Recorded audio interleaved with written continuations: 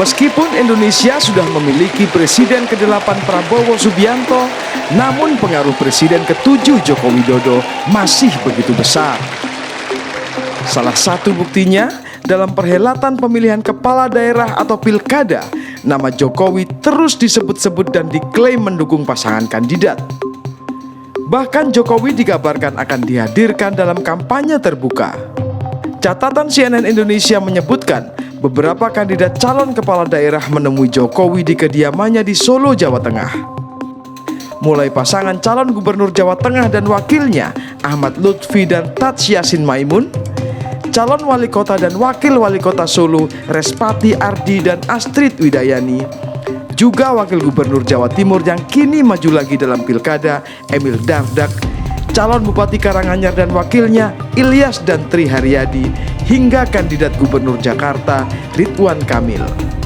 Sampai berita ini diturunkan, belum ada keputusan resmi dari Jokowi untuk hadir dalam kampanye para kandidat itu. Namun informasi yang didapatkan CNN Indonesia, Jokowi hampir pasti akan ikut ambil bagian dalam kampanye Pilkada Jawa Tengah, Bali, dan Jakarta.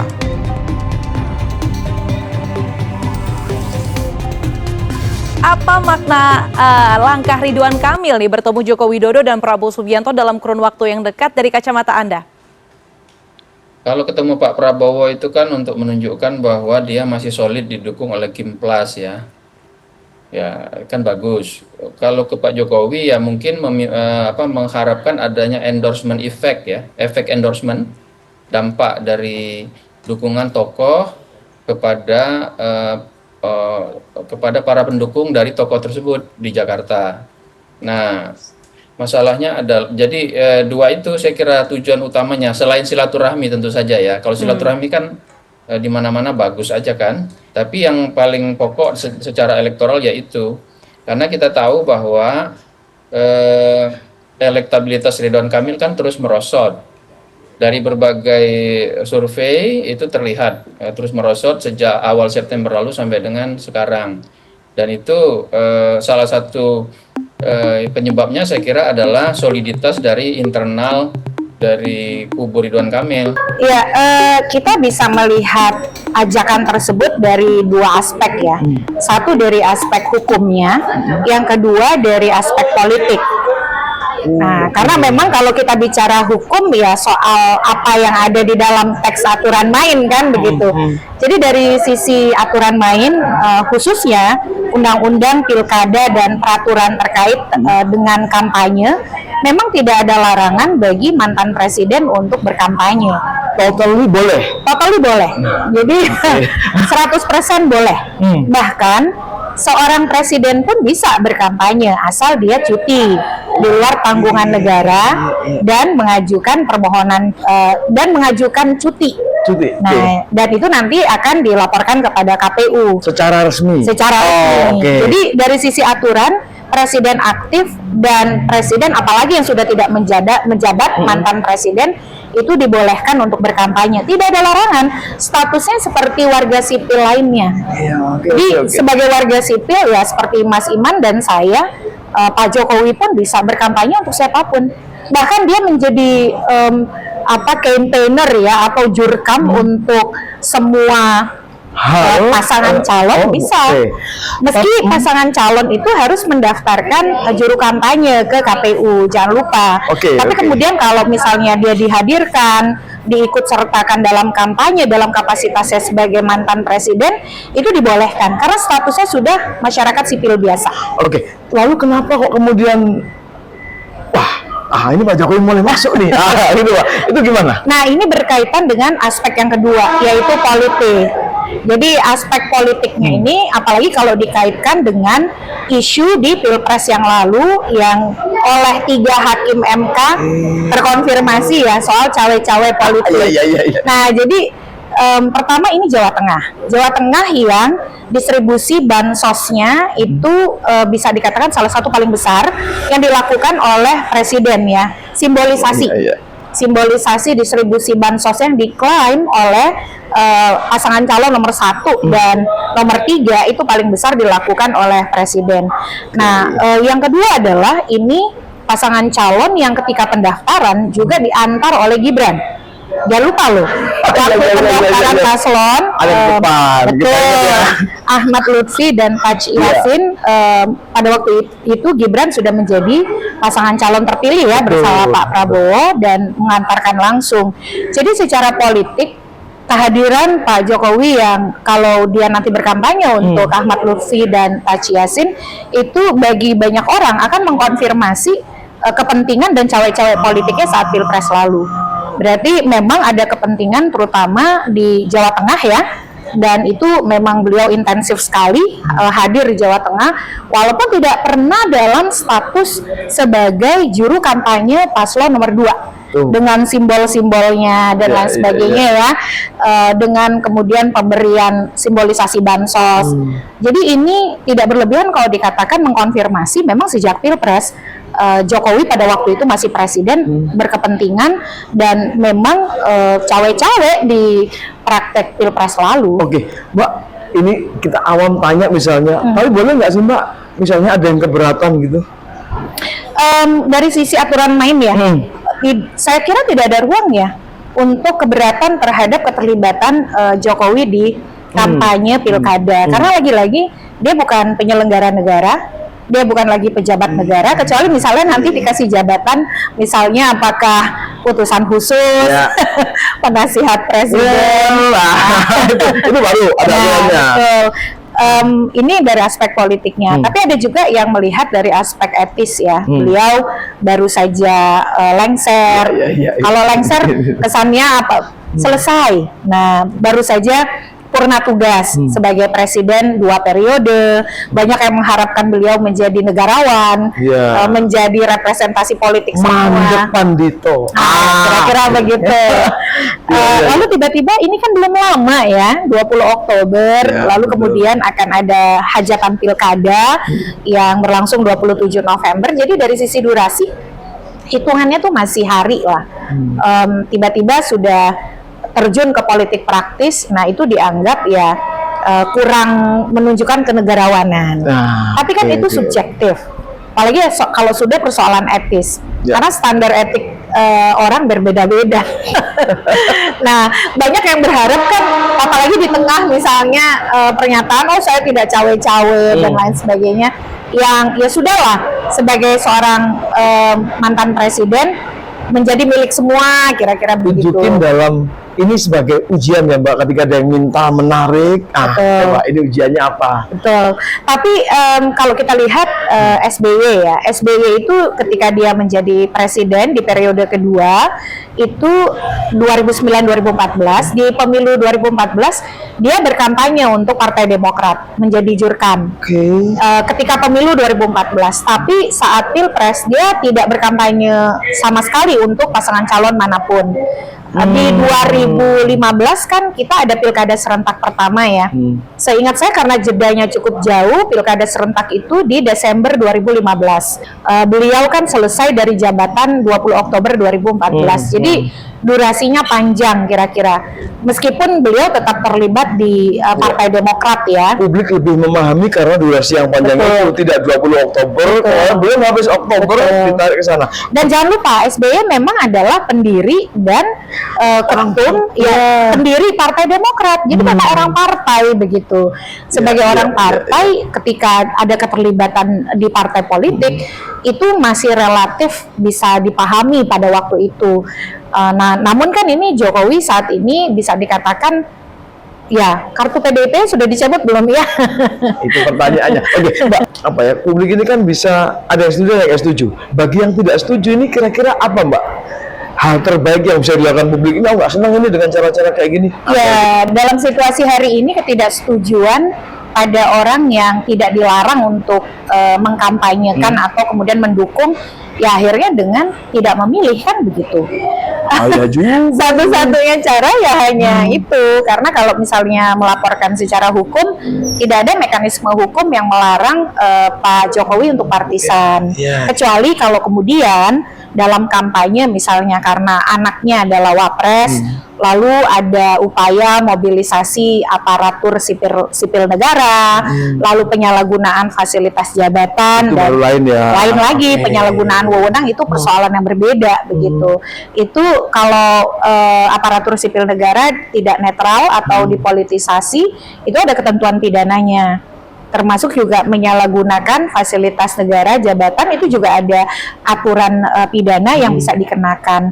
Tapi kalau sebagai misalnya saya tidak suka nih, saya tidak setuju, pokoknya saya tidak mau beliau berkampanye untuk pasangan calon manapun, ya tidak ada konsekuensi Ada hukum mekanisme. kecuali bila Iya, iya, memilih iya. calon yang Betul. dikampanyekan begitu. Tapi lagi-lagi ya itu hak politik yang kembali kepada setiap warga negara. Berarti ini totally ada pada value-nya Pak Jokowi ya Mbak ya. Betul. Ukuran kritis Pak Jokowi. Kalau misalnya Pak Jokowi misalnya ya merasa agak nggak enak lah baru kemarin, gitu. Iya. Masa sekarang udah mulai berpolitik praktis. Apalagi kan dibilangnya mau istirahat kan. Nah, Mbak, bagi calon yang punya Pak Jokowi tidak ada isu kan, ada ngomong, oh ini akan kembali merakatkan. Nah, tapi bagi yang tidak punya figur seperti Pak Jokowi, kira-kira boleh nggak dia misalnya mencari-cari mantan pejabat yang lain yang kemudian sudah free secara tugas ditarik kemudian Iya. sama, boleh juga ya berarti ya? Intinya sih kalau seseorang sudah bahkan TNI Polri yang sudah pensiun pun kan boleh berkampanye. Iya. Apalagi dia warga sipil biasa yang pernah menjabat dan kemudian pensiun istilahnya atau selesai dari masa jabatannya. ASN yang sudah pensiun, bahkan ada yang belum pensiun pun mengundurkan diri atau pensiun dini karena bukan hanya untuk jadi tim sukses, tapi juga maju di pilkada begitu.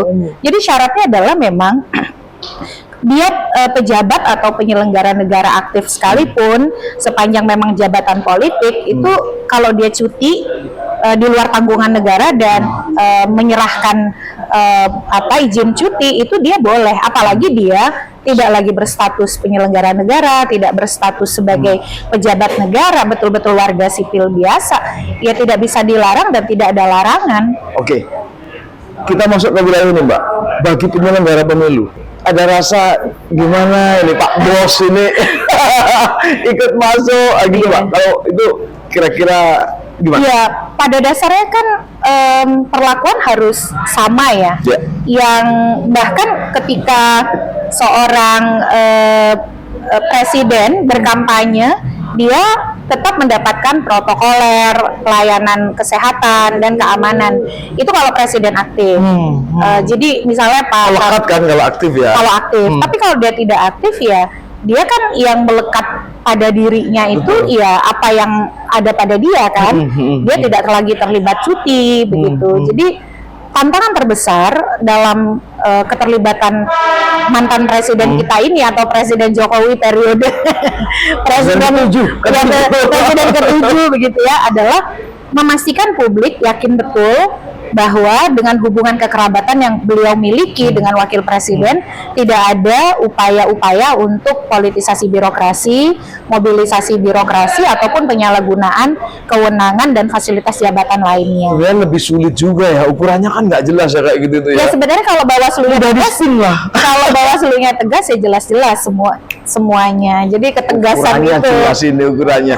Oke, Mbak, kita akan tunggu ini keputusan terakhirnya ya atau tidak akan terlibat. Kapan itu Mbak?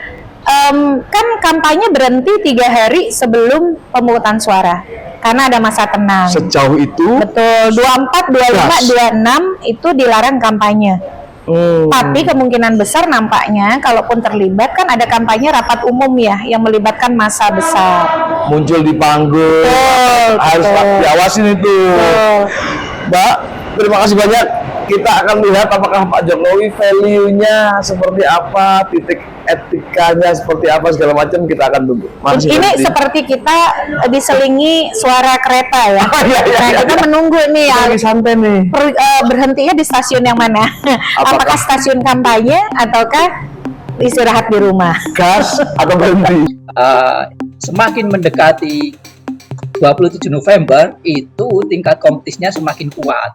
Bisa dikatakan sekarang ini masih 50-50 lah, belum ada satupun paslon yang mendominasi, artinya punya peluang yang sama untuk menang. Maka di sanalah kemudian Pak Jokowi ditunggu berkah politiknya bagi pasangan Pak Lutfi dan Gus Yassin. Nah, salah satu caranya tentu sebisa mungkin bagaimana menarik keterlibatan Pak Jokowi, apalagi pasca beliau purna. Ini kan secara etika juga sudah tidak ada persoalan, secara regulasi saya kira juga clear, begitu kan. Nah, dengan kehadiran Pak Jokowi, harapannya kemudian skenario untuk Pak Ahmad Lutfi dan Gus Yassin menang itu probabilitasnya semakin besar, begitu. Apalagi tadi dinamika yang pertama, PDI Perjuangan sudah gaspol, begitu. Nah, kenapa? Karena satu, mesin politik partai-partai pengusung Pak Ahmad Lutfi dan Gus Yassin bisa jadi sampai sekarang bisa jadi ini ya, belum tentu kemudian mereka bisa solid, bisa sekuat PDI Perjuangan. Ya, karena di banyak pilkada menunjukkan bahwa termasuk di Jawa Tengah kadang terjadi linearitas ketidakanlinearitas antara dukungan partai di tingkat DPP dengan struktur kader di tingkat bawah. Konsolidasi mesin politik itu tidak mudah. Nah, yang kedua tentu konsolidasi jaringan relawan. Jaringan relawan yang dulu memang juga cukup kuat eksis di Jawa Tengah ya, salah satunya jaringan relawan yang dulu mensupport Pak Jokowi dan Pak Prabowo di 2024 kemarin. Harapannya bagaimana Pak Jokowi mampu mengkonsolidasi ini, paling tidak dari aspek jaringan relawan ini saja. Nah, kalau kemudian nanti konsolidasi ini bisa smooth, bisa clear dan bisa kuat, maka kemudian potensi kemenangan Pak Ahmad Lutfi dan Gus Yassin akan menjadi semakin besar. Nah, sehingga kemudian ya harapan Pak Jokowi untuk memiliki gubernur yang senafas, yang serasa chemistry-nya cocok itu bisa terwujud gitu. Itu dari perspektif Pak Jokowi. Saya kira juga sama dari perspektif Pak Prabowo ya. Bagaimanapun kan desain pemerintahan daerah kita itu menempatkan gubernur, pemerintah provinsi sebagai wakil atau kepanjangan tangan dari pemerintah pusat. Ya, sehingga tentu harapannya secara politik itu tidak ada hambatan, relatif lebih cepat untuk mengeksekusi program-program nasional yang ada di Jawa Tengah. Inilah yang kemudian banyak sekarang paling tidak di level Jawa Tengah yang mengharapkan bagaimana Pak Jokowi itu untuk lebih intens pada pilgub khususnya ke Pak Ahmad Lutfi dan Gus Yassin. Oke, cuman Mas Wahid, ini kan kita tahu bahwa kehadiran Pak Jokowi ini berarti menyeret konstelasi politik nasional ya ke pilkada di Jawa Tengah ya. Sementara kita tahu bahwa secara nasional pun ini masih terjadi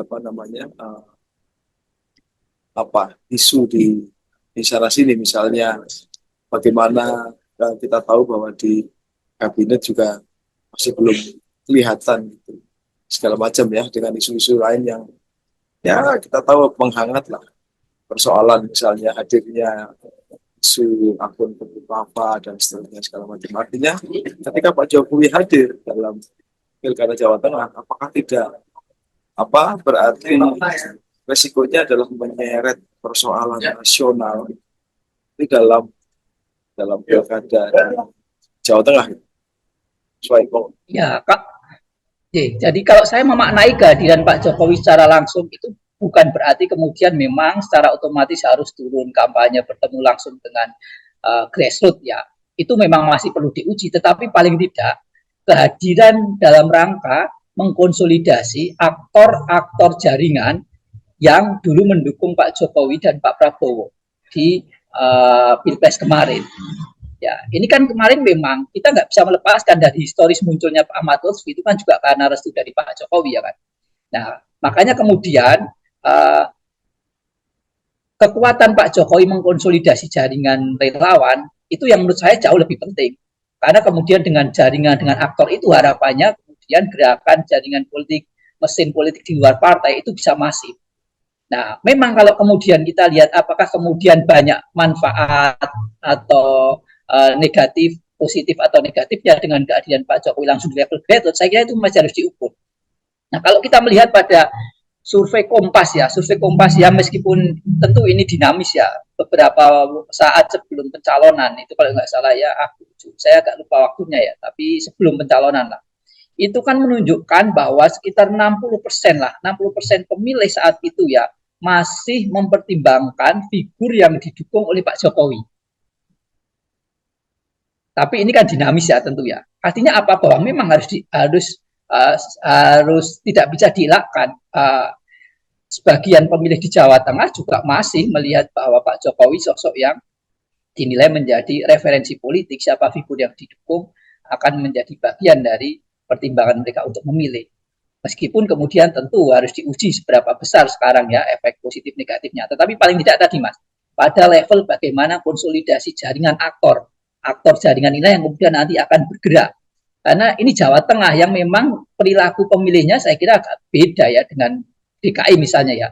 Faktor ketokohan, faktor relasi patron klien, faktor ikatan antara tokoh dengan umat itu masih kuat Mas. Maka kemudian jangankan Pak Jokowi, kades saja, perangkat desa saja itu sangat efektif, tidak hanya di pilgub kemarin ya, atau ya mungkin ke depan, tapi juga di pilpres, bahkan di pileg. Ya, ini karena masyarakat kita tentu kalau melihat demografi pemilih Jawa Tengah, ya itu salah satu determinan dalam penentuan preferensi politik mereka. Hubungan antara pemilih dengan tokoh itu masih sangat kuat di Jawa Tengah. Oke, Pak, ini kan pilkada akan running pada 27 November ya. Ini bukan tidak mungkin mulai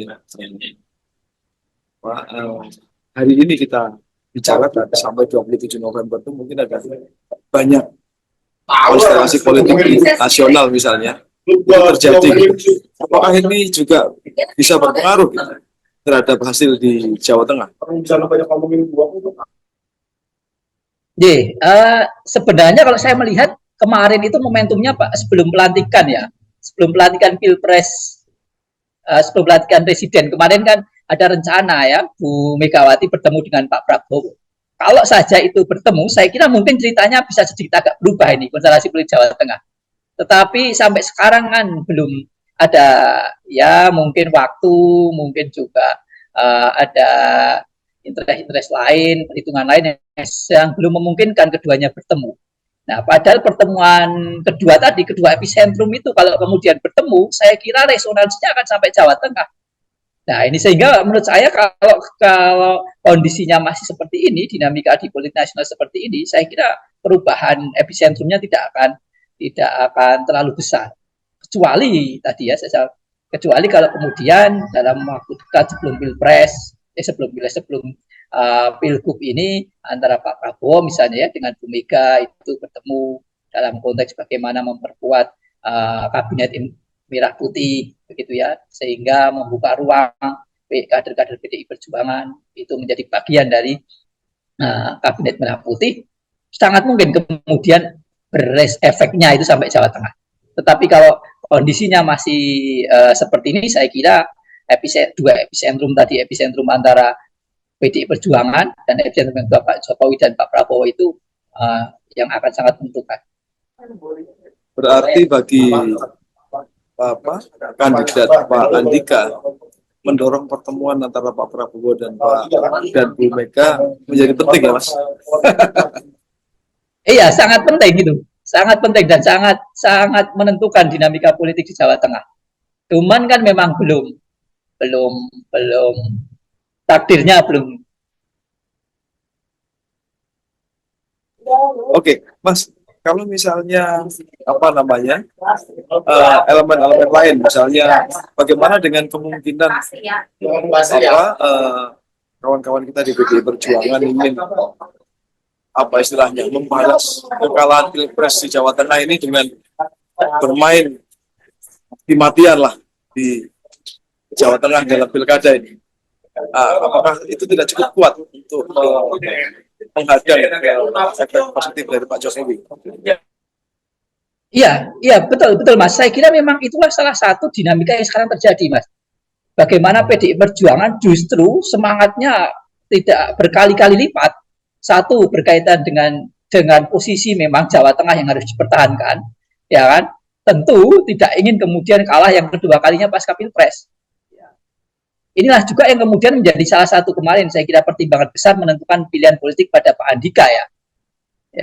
Probabilitas kemenangannya dan kemampuan mengimbangi dan memenangkannya beliau yang kemudian saat itu dinilai paling besar meskipun bukan putra asli Jawa Tengah ya. Nah ini betul Mas, saya kira itu jadi menjadi pemicu dan sangat mungkin ketika nanti